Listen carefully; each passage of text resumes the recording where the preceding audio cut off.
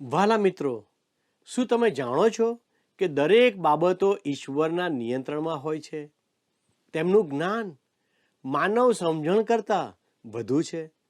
તેથી માનવીની સલાહ પર આધાર રાખવાને બદલે ઈશ્વરની પાસેથી જ્ઞાન પ્રાપ્ત કરવા શું તમે આજે તૈયાર છો?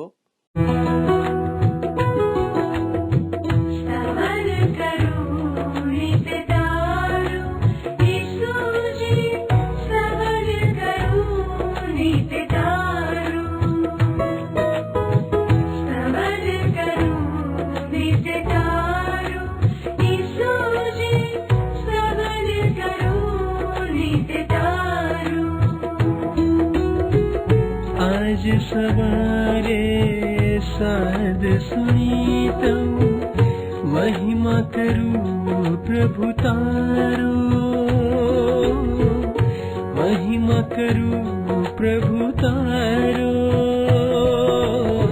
स्तवन करूं नित्य तारो.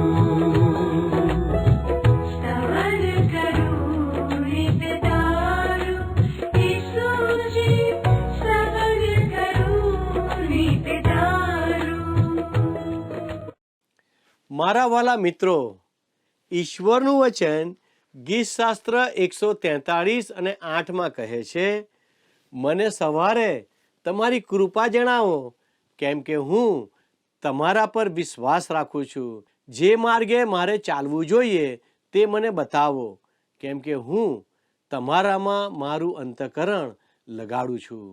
સ્તવન કાર્યક્રમમાં ભાગ લેવા માટે તમે જે પહેલ કરી છે તે બદલ હું તમારા બધાનો આભાર માનું છું.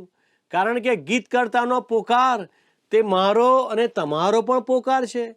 આપણે એ જાણવાની જરૂર છે કે આપણે કયો રસ્તો અપનાવવો જોઈએ. આપણે કોઈના પર વિશ્વાસ કરી શકતા નથી. ફક્ત ઈશ્વર પર જ આપણે વિશ્વાસ કરી શકીએ છીએ. ઈશ્વર તમારી ઈચ્છાઓ જાણે છે અને તેથી તે તમારી દરેક ઈચ્છા પૂર્ણ કરશે. મારું માનવું છે કે આ અભ્યાસ તમારા માટે ઉપયોગી બની રહ્યો છે. મારી પ્રાર્થના એ પણ છે કે તમે દરરોજ ઈશ્વરના વચનોના જ્ઞાનમાં પ્રગતિ કરો. આજના અભ્યાસમાં આપણે અય્યુબના જીવનની કેટલીક સારી બાબતો જોઈશું. અય્યુબના મિત્રો ઘણી બધી મૂલ્યવાન વાતો કહે છે, પણ તેઓ સત્ય બોલતા નથી. તેઓ તેમના અનુભવ, પરંપરાગત વિચાર અને તેમના બૌદ્ધિક તર્કના આધારે બોલી રહ્યા છે. જ્યારે અય્યુબ પોતાના વિચારોને ન્યાયી ઠરાવી રહ્યો હતો ત્યારે તે ઈશ્વરને દોષ આપી રહ્યો ન હતો. તે ફક્ત પોતાના દુઃખનું સત્ય જણાવી રહ્યો હતો. વાલા દર્શક મિત્રો, આજે આપણે અય્યુબના પુસ્તકના 10મા અધ્યાયની 7મી કલમથી લઈને 22મી કલમ સુધી અને 11મો અધ્યાય અને 12મા અધ્યાયનો અભ્યાસ કરીશું. અય્યુબના પુસ્તકનો 11મો અધ્યાય એ એક હૃદયસ્પર્શી યાદ અપાવે છે કે માનવી સમજ મર્યાદિત છે અને તે ઈશ્વરના દૈવી જ્ઞાનને સમજી શકતી નથી. સોફાર નામાથીનો અભિગમ કઠોર લાગે છે, તેમ છતાં તેનો સંદેશ પસ્તાવો અને ન્યાયપણાના મહત્વ પર ભાર મૂકે છે અને આશા પ્રદાન કરે છે. તે આપણને યાદ અપાવે છે કે આપણી મર્યાદાઓને સ્વીકારવા અને પ્રતિકૂળતામાં ઈશ્વરના જ્ઞાનની શોધ કરવાથી આખરે તે આપણને શાંતિ અને આશા તરફ દોરી જશે. અય્યુબ 12મો અધ્યાય યાદ અપાવે છે કે ઈશ્વરનું જ્ઞાન અને શક્તિ માનવ સમજણ માટે અજોડ અને અગમ્ય છે.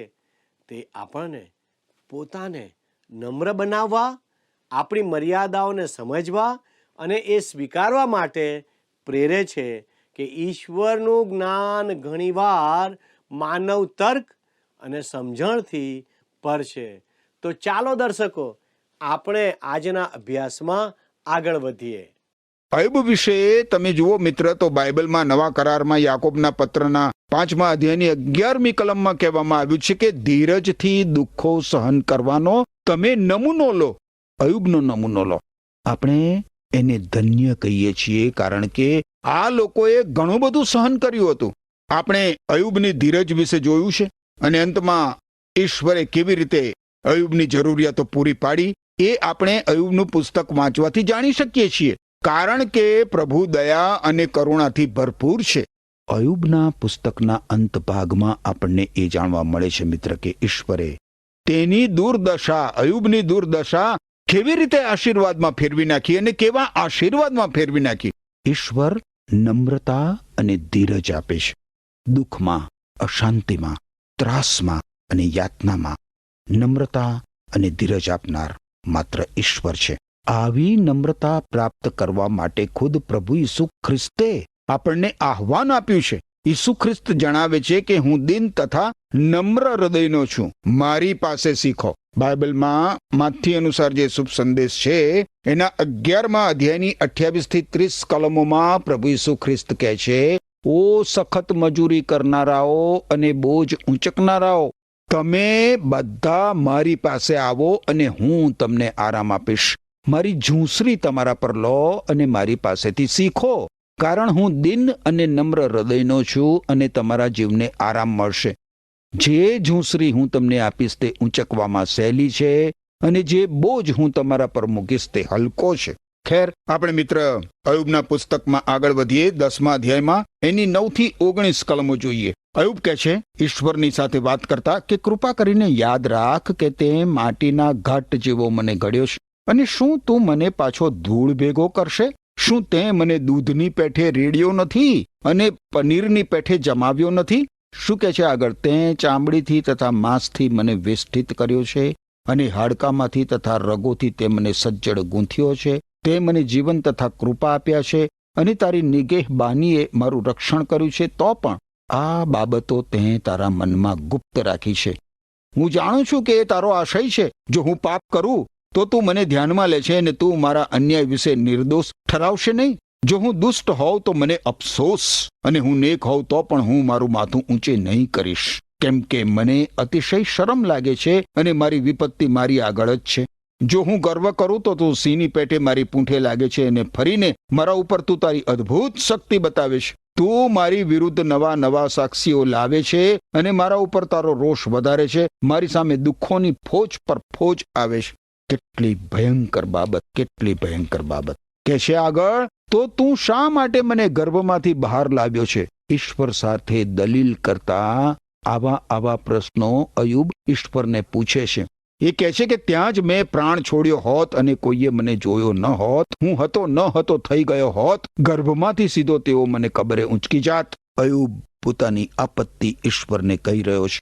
હજુ હેણે નમ્રતા અને ધીરજ રાખવાની જરૂર છે. બાઇબલમાં તમે જુઓ મિત્ર, પિતરે લખેલો પહેલો પત્ર છે નવા કરારના વિભાગમાં, એના પહેલા અધ્યાયની તમે 6ઠ્ઠી અને 7મી કલમ જુઓ, તો ત્યાં લખ્યું છે, તમને પડતી ઘણા પ્રકારની મુશ્કેલીઓથી તમે દુઃખી છો, તેમ છતાં તમે તે માટે આનંદ કરો.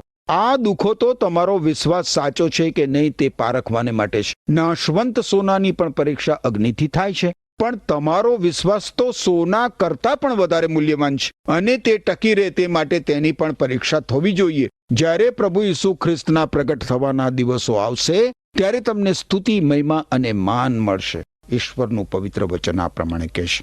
અયુબે નમ્રતા અને ધીરજ રાખવાની જરૂર હતી.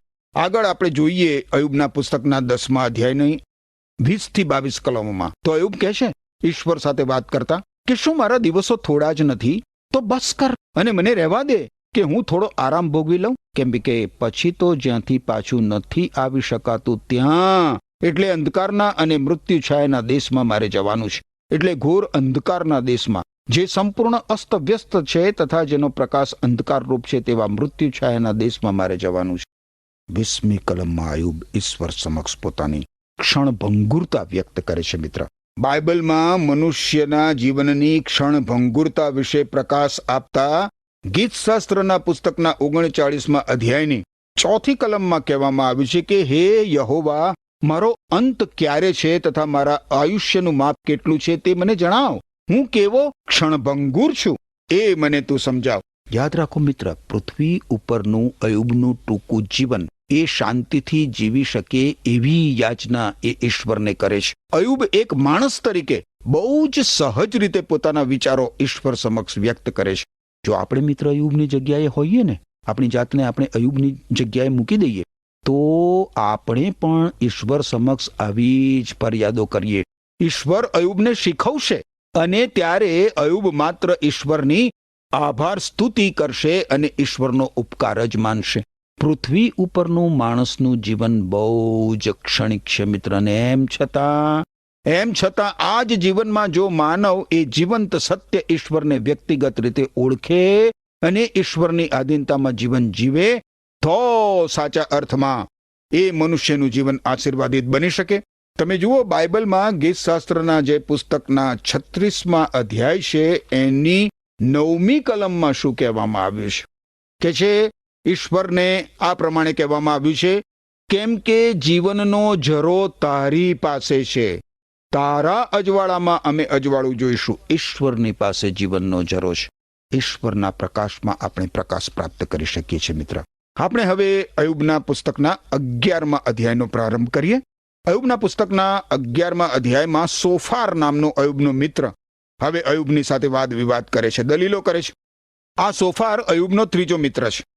સોફાર કાયદા કાનૂનમાં માનનાર એવી વ્યક્તિ છે. એ પોતાની વાતચીત અને દલીલમાં કહે છે કે ઈશ્વર માણસને માટે અને આ પૃથ્વી ઉપર ઈશ્વર જે કંઈ કરે છે એ કાયદા પ્રમાણે અને નિયમ પ્રમાણે જ કરે છે. આ સોફાર એક નાસ્તિક વ્યક્તિ તરીકે પોતાની દલીલો અયુબની સામે રજૂઆત કરે છે. એ પોતાની ફિલોસોફીમાં જણાવે છે કે પૃથ્વી એક નિયમ કે સિદ્ધાંત ઉપર કાર્ય કરી રહી છે. નિયમ અને વ્યવસ્થા કોણ ઊભી કરે છે મિત્ર? નિયમ અને વ્યવસ્થા ઊભી કરનાર તો ઈશ્વર છે. કોઈ પણ વ્યવસ્થાના વ્યવસ્થાપક તો હોય જ ને, અને એ રીતે સમગ્ર વિશ્વના વ્યવસ્થાપક ઈશ્વર છે. ઈશ્વરની ઈચ્છા વગર એક પણ પત્તું હાલી શકતું નથી.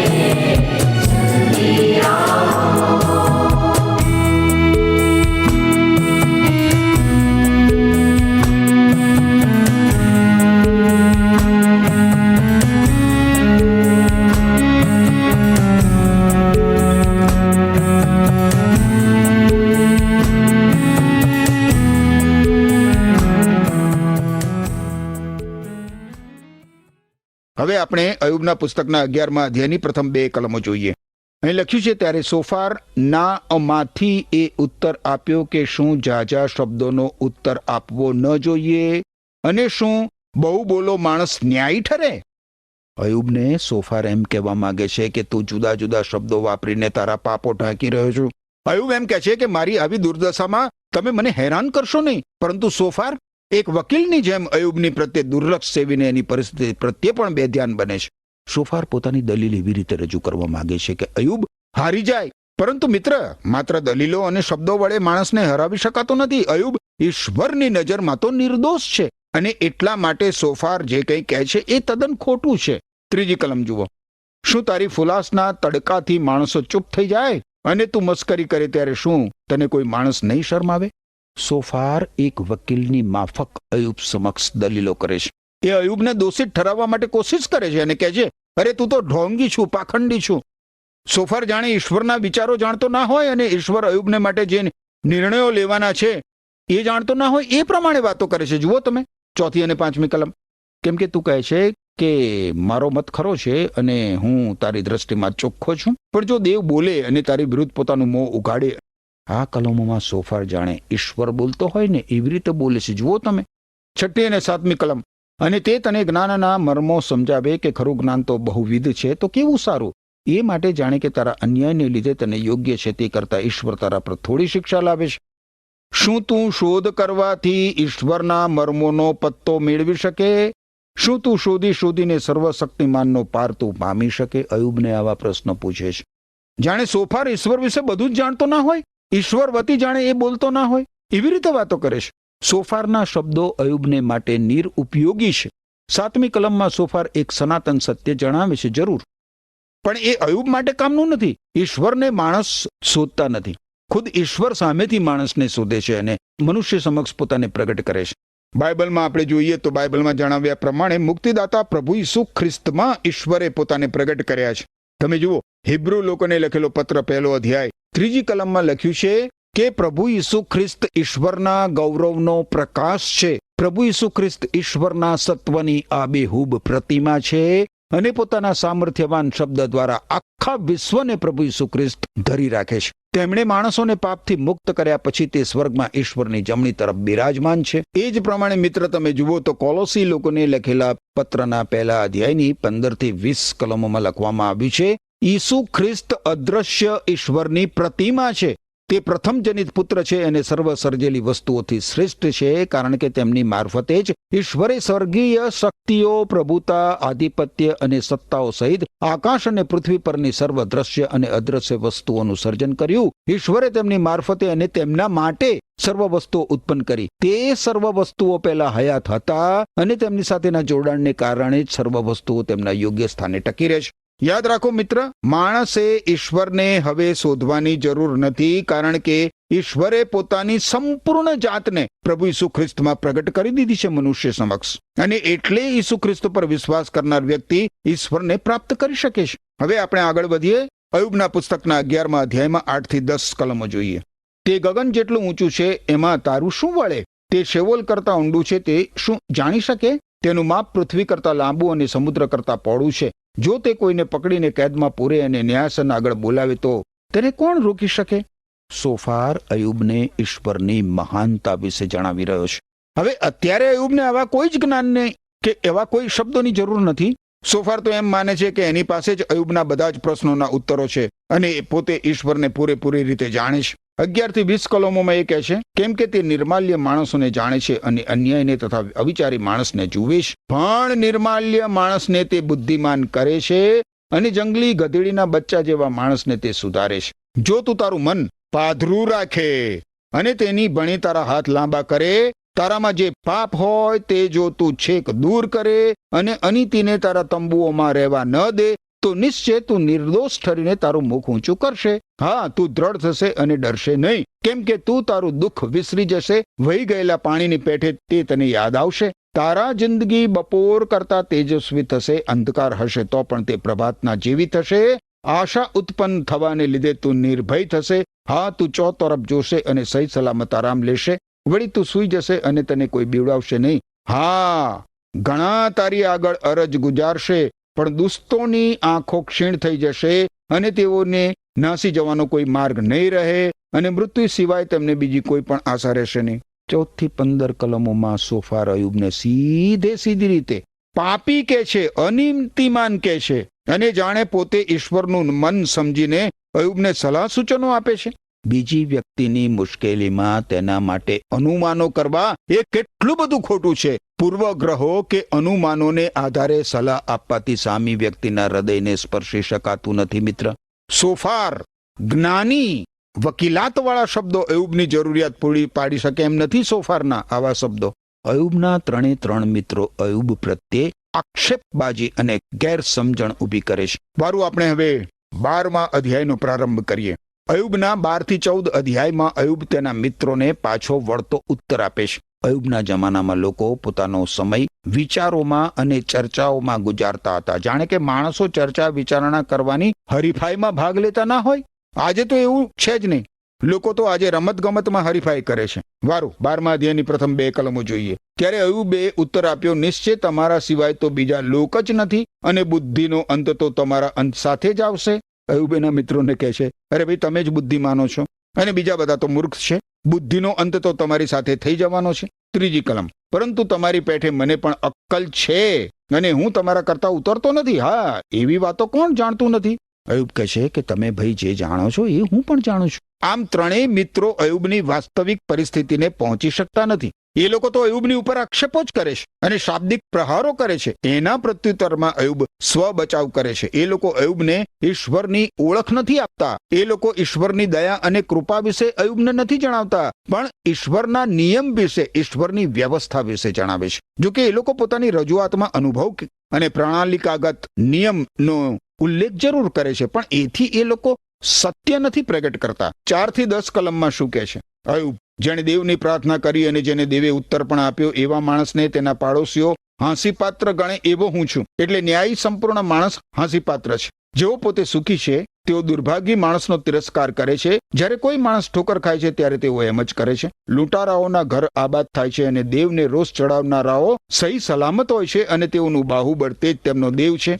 પણ પશુઓને પૂછો એટલે તેઓ તમને શીખવશે, અને ખેચર પક્ષીઓને પૂછો એટલે તેઓ તમને કહેશે, અથવા પૃથ્વીને પૂછો અને તે તમને ખુલાસો આપશે, અને સમુદ્રના માછલા તમને વિદિત કરશે. એ સર્વ ઉપરથી કોણ જાણતું નથી કે યહોવાને હાથે એ સર્વ સૃજાયેલા છે? તેના હાથમાં તો સર્વ સજીવ વસ્તુઓના પ્રાણ તથા મનુષ્ય માત્રનો આત્મા છે. અયુબ પોતાની જાતને ન્યાયી ઠરાવે છે. જુઓ તમે, વાસ્તવમાં એના 3 મિત્રો એનો જેવો ધારે એવો એ નથી. એ તો ઈશ્વરની બીકમાં જીવન જીવનાર પ્રામાણિક મનુષ્ય છે. 10મી કલમમાં અયુબ કેટલું મહાન સત્ય જણાવે છે. ઈશ્વરે પ્રાણી સૃષ્ટિમાં માત્ર જીવ અને પ્રાણ મૂક્યો છે, જ્યારે ઈશ્વરે તેમની શ્રેષ્ઠ કૃતિ તરીકે માણસમાં આત્મા મૂક્યો છે. બાઇબલ કહે છે કે ઈશ્વરે પોતાની પ્રતિમા પ્રમાણે અને પોતાના સ્વરૂપ પ્રમાણે મનુષ્યનું સર્જન કર્યું છે, અને એટલા માટે માણસ પોતાના સર્જનહારને વ્યક્તિગત રીતે જાણે,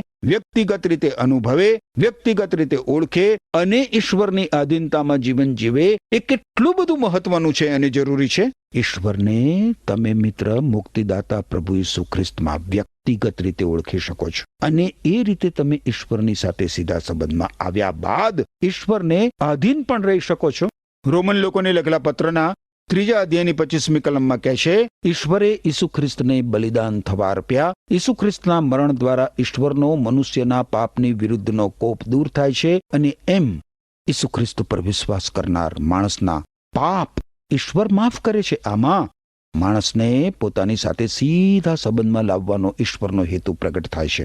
ખેર મિત્ર, આપણે અયુબના પુસ્તકના 12મા અધ્યાયમાં આગળ વધીએ. એની 11-25 કલમો હવે જોઈએ. અહીં તમે જોશો મિત્ર, તો અયુબ કહે છે, જેમ તાળવું અન્નનો સ્વાદ પારખે છે, તેમ શું કાન શબ્દોની પરીક્ષા કરતો નથી? વૃદ્ધ પુરુષોમાં ડાપણ હોય છે અને પાકી વયમાં સમજણ હોય છે. તેનામાં જ્ઞાન તથા બળ હોય છે, તેને અક્કલ તથા સમજણ પણ હોય છે. તે જેને તોડી પાડે છે તેને કોઈ ફરી ઊભું કરી શકતું નથી. તે માણસને કેદ કરે છે અને કોઈ તેને છોડાવી શકતું નથી. તે વૃષ્ટિ અટકાવી રાખે છે. ઈશ્વર વિશે આ પ્રમાણે કહે છે અયુબ. એટલે જમીન સુકાઈ જાય છે અને તે તેને છોડી દે છે, ત્યારે તે ભૂમિને ઉથલ પાથલ કરે છે. તેની પાસે સામર્થ્ય અને ખરું ડહાપણ છે. ઠગનાર તથા ઠગાનાર બંને તેના છે. તે રાજ્ય મંત્રીઓની બુદ્ધિ લૂંટી લે છે અને ન્યાયાધીશોને મૂર્ખો બનાવે છે. રાજાઓના બંધન તે તોડી નાખે છે અને તેઓની કમરે સાંકળ બાંધે છે. તે યાજકોને લૂંટાવીને તેમને લઈ જાય છે અને બળવાન પરાજય કરે છે.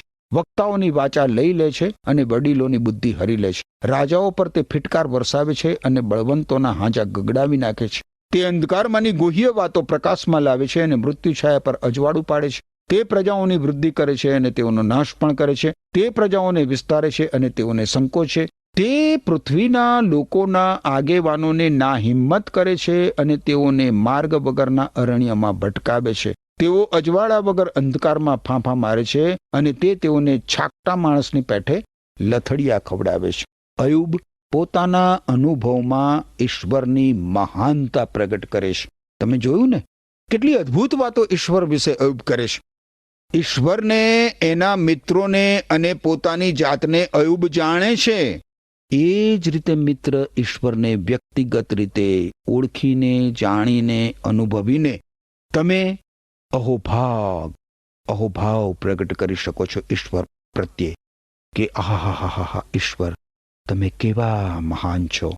એ અનુભૂતિ તો ત્યારે જ થાય કે જ્યારે મનુષ્ય પ્રભુ ઈસુ ખ્રિસ્તની મારફતે ઈશ્વર સાથે સીધા સંબંધમાં આવે, ત્યારે જ એ ઈશ્વરને જોઈ શકે અને ઈશ્વર પ્રત્યે સાચો અહોભાવ પ્રગટ કરી શકે. એમ કરવા માટે મિત્ર, ઈશ્વર તમને કૃપા આપો. આમેન. મિત્રો, આજનો અભ્યાસ આપણને બતાવે છે કે અય્યુબ તેના દુઃખમાં હોવા છતાં તે સર્જક તરીકે ઈશ્વરની ભૂમિકાને સ્વીકારે છે. અય્યુબની પ્રતિક્રિયા ઈશ્વરના પ્રત્યે એક મિશ્રિત ભાવનાઓથી ભરેલી છે અને તે ઈશ્વરના સામર્થ્યનો સ્વીકાર કરે છે. તે અનુભવે છે કે ઈશ્વરે તેને શિક્ષા કરી છે. અય્યુબ પોતાના દુઃખમાંથી મુક્તિ અને પોતાની પરિસ્થિતિની ઊંડી સમજણની ઈચ્છા વ્યક્ત કરે છે. અય્યુબને આશા છે કે ઈશ્વર તેના દુઃખો દૂર કરશે અને તેને જીવનમાં શાંતિ આપશે. શું મિત્રો, તમને આવી આશા છે? અય્યુબ તેના મિત્રોને, પ્રાણીઓને પૂછવા અને પૃથ્વીનું અવલોકન કરવા વિનંતી કરે છે અને ભારપૂર્વક કહે છે કે આ બધી બાબતો ઈશ્વરના જ્ઞાન અને સામર્થ્યની સાક્ષી આપે છે. અય્યુબ જણાવે છે કે ઈશ્વરના હાથમાં દરેક સજીવ વસ્તુઓનો પ્રાણ અને સમગ્ર માનવજાતનો શ્વાસ છે. અય્યુબ જીવન અને વિશ્વના તમામ પાસાઓ પર ઈશ્વરના સંપૂર્ણ પ્રભુત્વનો ઉલ્લેખ કરે છે.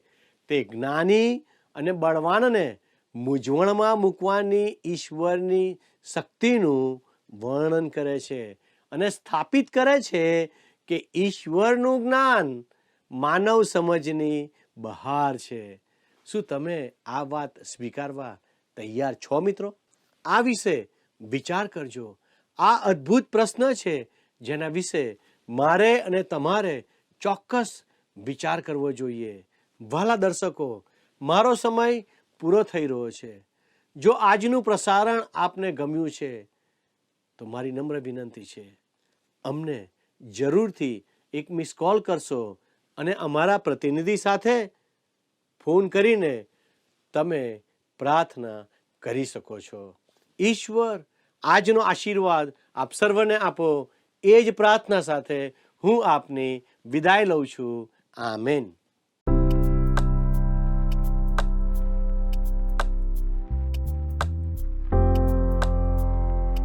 મિત્રો, ગત પ્રશ્નનો જવાબ છે સામર્થ્યવાન.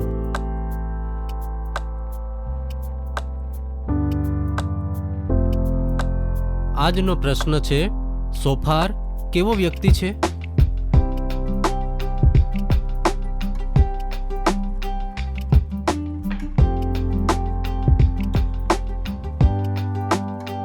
જવાબ આપેલ સ્ક્રીન પર દર્શાવેલ વોટ્સએપ નંબર પર આપવાનો રહેશે.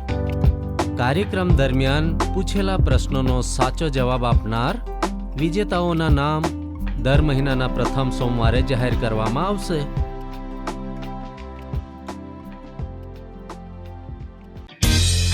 શું તમને આ કાર્યક્રમ ગમ્યો? અત્યારે જ અમને મિસ કોલ કરો.